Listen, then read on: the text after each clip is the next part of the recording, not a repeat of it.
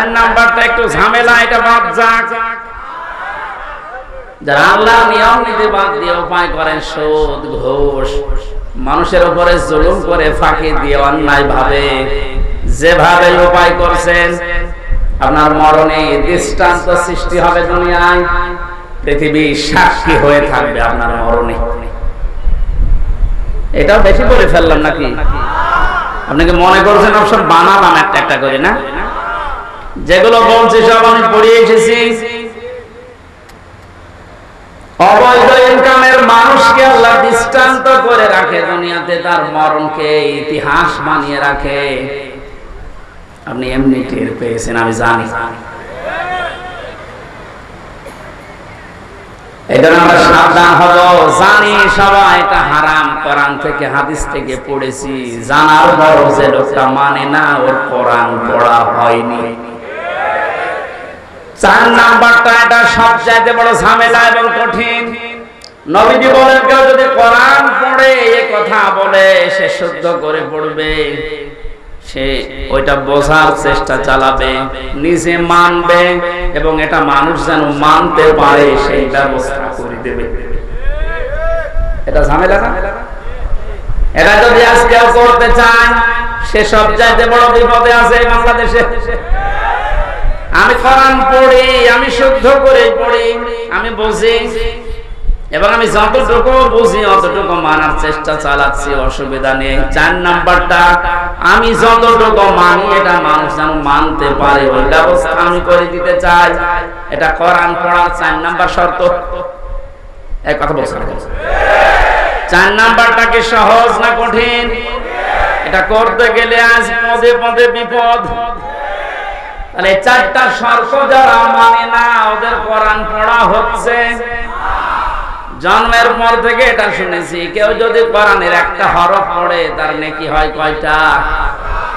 হ্যাঁ, আপনার পড়া তো আবার পড়ার মতো হওয়া লাগবে। আপনি যদি আমার ছোট মেয়ের মতো পড়েন, ওর বয়স 4 বছর, ও তো পড়ে, ওই এক লাইন পড়তে গেলে 1 লাইনে যদি 10টা শব্দ থাকে, 9টা ভুল করে, ওর পড়া হচ্ছে। আপনার পড়াও তো এরকম হয়ে যাচ্ছে। নবীজির হাদিসের প্রথম শব্দ ছিল, যে ব্যক্তি কোরআন পড়ে, তার মানে 4টা শর্ত যারা দুনিয়ায় মানতে পারে, ওদের পড়া হয়, আর ওদের প্রতিটি অক্ষরে 10টা করে নেকি হয়।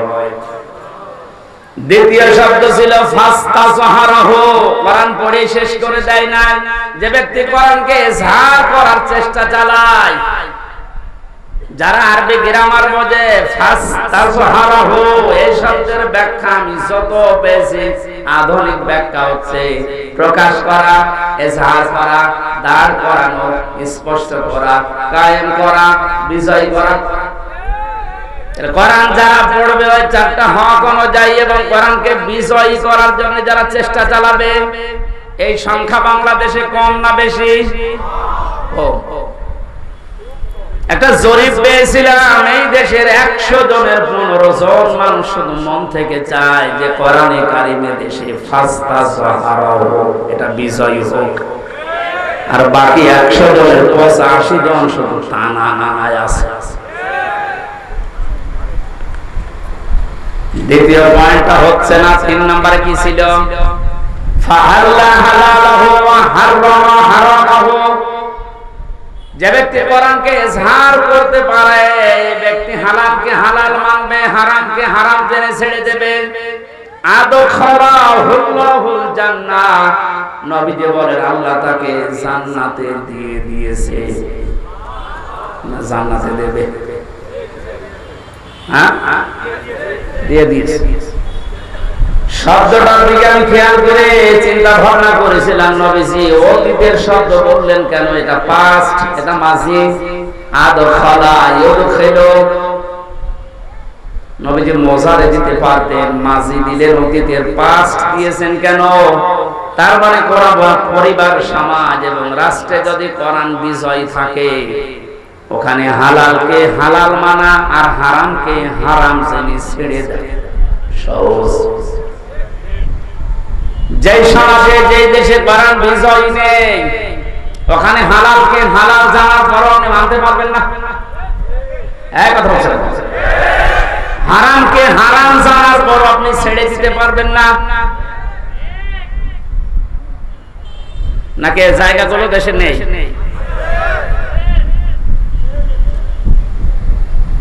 এই জন্য প্রতিটি শব্দের আগে দেখবেন ফা দেওয়া আছে। মান করাল কোরআনা ফাস্তাজহারাহু ফাহাল্লা হালালাহু, সব ফা দিয়ে আরম্ভ। ফায়ের ব্যাখ্যা আছে। ফা শব্দটা আরবি গ্রামার মধ্যে 19টা অর্থে ব্যবহার হয়। এখানে যে ফা দিয়ে নবী যে বাক্যগুলো আরম্ভ করছেন, প্রতিটির পেছনে লুকিয়ে আছে আগেরটা যদি মানতে পারো পরের ফল দেখতে পাবে। আপনি কোরআন পড়ছেন কি করে আপনি নিজে এবার টের পান? চারটা শব্দ মিলছে না। কোরআনকে এজাহার করার জন্য, বিজয় করার জন্য আপনার কোনো কার্যকারী ভূমিকা নেই। তাহলে হালালকে আপনি হালাল জেনে মানবেন কি করে? হারামকে হারাম জানার পরে ছেড়ে দেবেন কি করে?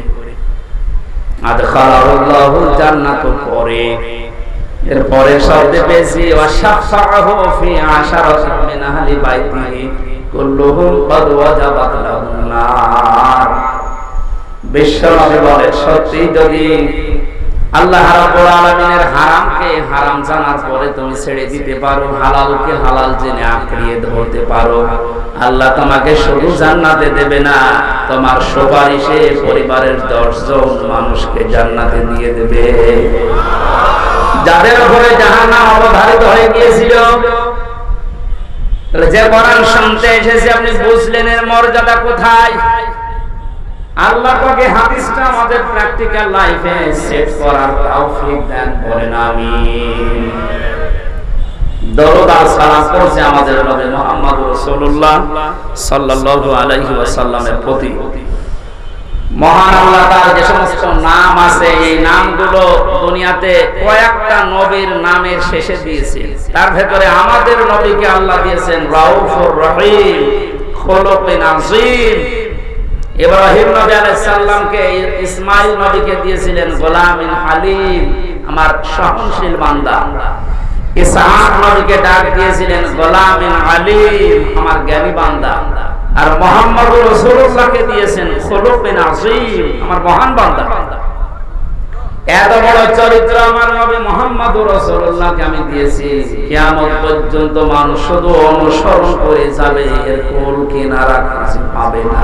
বলেন সুবহানাল্লাহ। সেই নবীর আদর্শ আজ আমাদের সামনে পড়ে আছে। জন্ম থেকে মৃত্যু পর্যন্ত তাকে বাদ দিয়ে আপনি কাকে আদর্শ মেনে চলেন? আপনার বিবেককে প্রশ্ন করেন। আল্লাহর ঘোষণা দেওয়া একটা আদর্শ আছে দুনিয়ায়, কয়টা? বলেন বলেন। আল্লাহ নিজে ঘোষণা দিয়েছেন যে এই আদর্শটা মেনে চলো। ইয়াসিন ওয়াল কুরআনিল হাকীম। ইয়া মানে হে, সিন মানে সাজ্জেদ।